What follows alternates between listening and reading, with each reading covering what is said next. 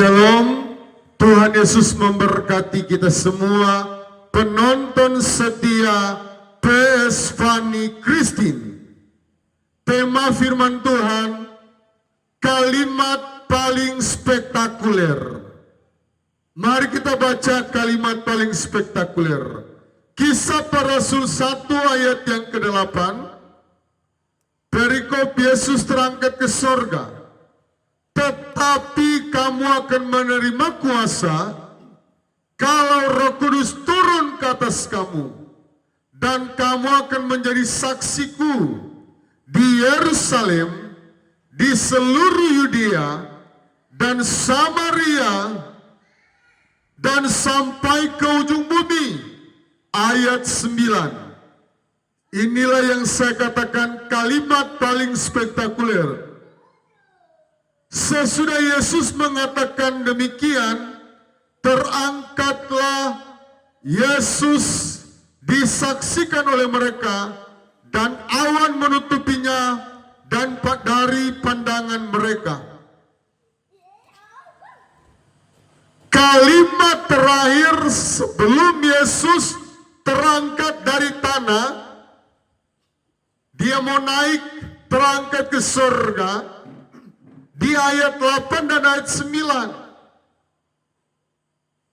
Saya percaya kita yang peka dengan firman, kita yang peka dengan Roh Kudus, kita pasti akan mempelajari firman Tuhan ini dan mempraktekkan.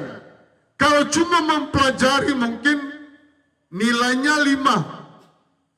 Tetapi kalau dipraktekkan nilainya 10, sempurna. Ketika Yesus mau terangkat ke sorga, kamu akan menerima kuasa kalau Roh Kudus turun ke atas kamu. Dan kamu akan menerima kuasa.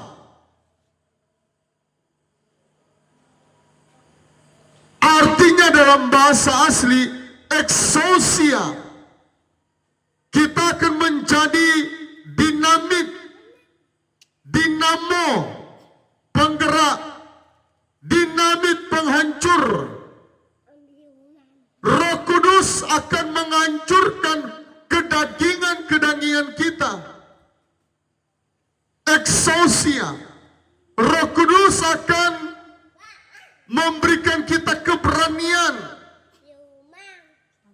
untuk kita menjadi saksi dari ruang lingkup yang paling kecil, yaitu keluarga, bertetangga,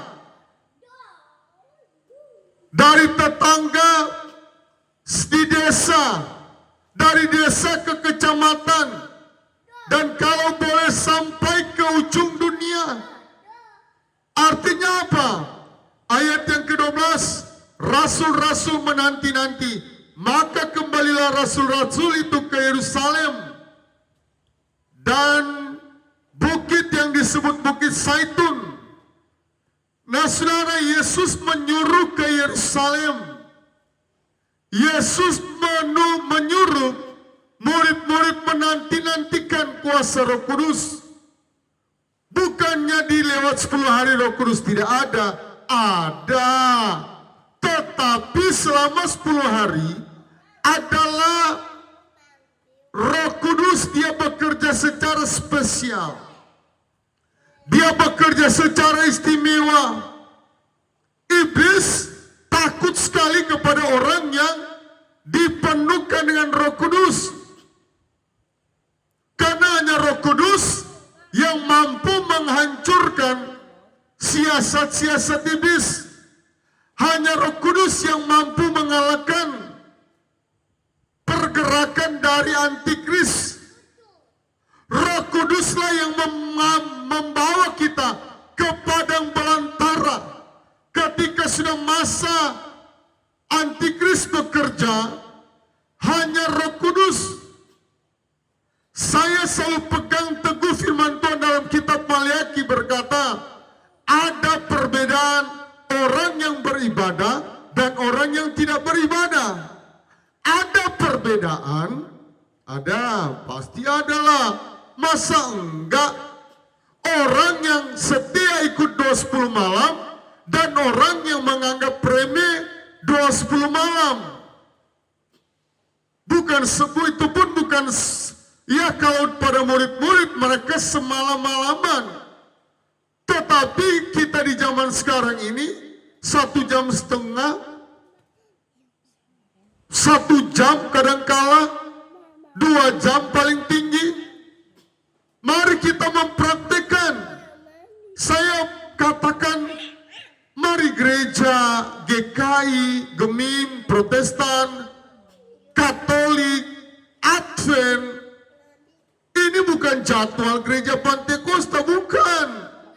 Bukan gereja Pantekosta, oh dari turun-temurun. 1921 gereja Pantekosta berdiri, 1921 baru, oh hanya gereja Pantekosta saja. Tidak, kita harus buang gengsi. Oh malu dong kan, itu kan gereja Pantekosta punya tradisi. Enggak, doa 10 malam bukan tradisi gereja Pantekosta, tetapi ajaran dari firman Tuhan.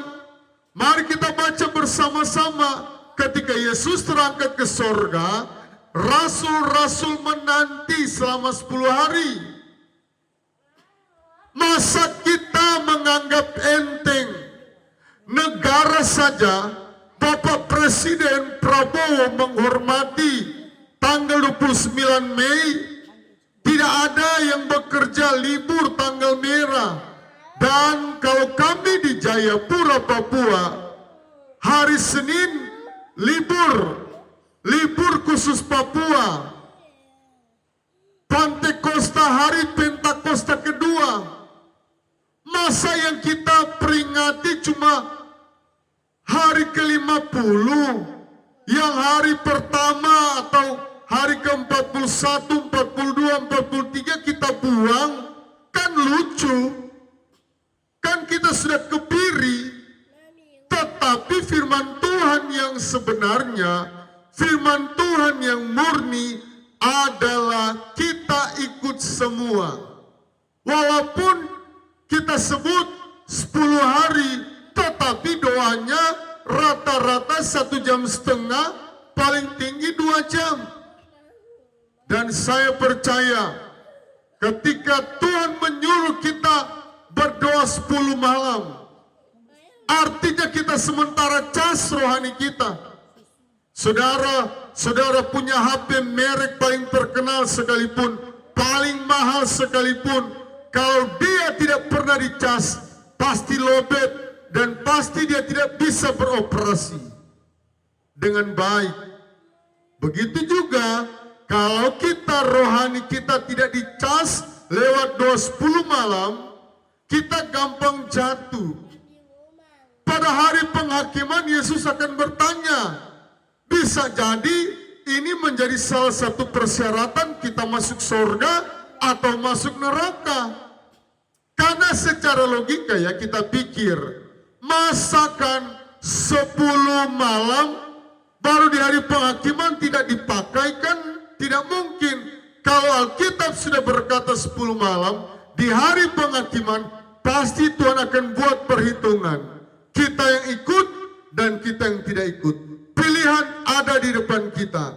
Dan jangan sampai ini persyaratan masuk surga atau masuk neraka dan kita gagalnya di sini, akhirnya kita masuk dalam api neraka.